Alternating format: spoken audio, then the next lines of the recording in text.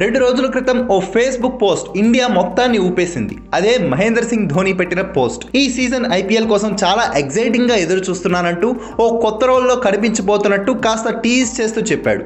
అందరిలోనూ ఒక్కటే చర్చ, ఏంటా కొత్త రోల్ అని.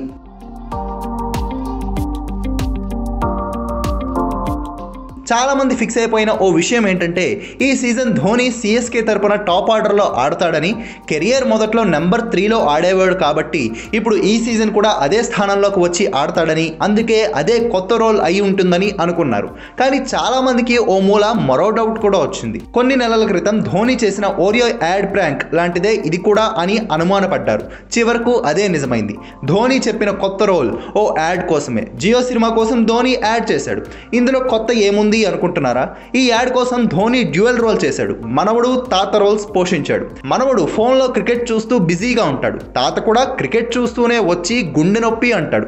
ఇద్దరు కూడా అసలు అలా ఫోన్లలోంచి తలలు బయటకు తీయరన్నమాట.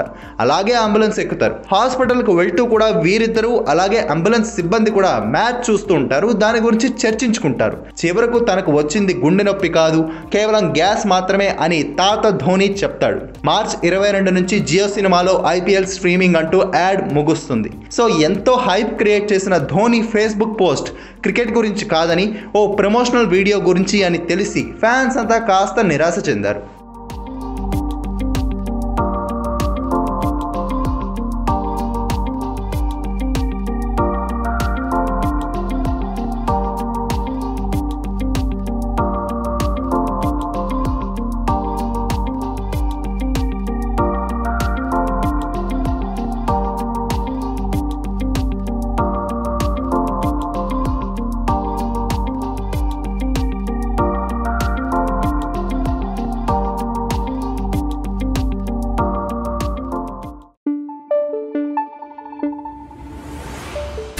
Thank you.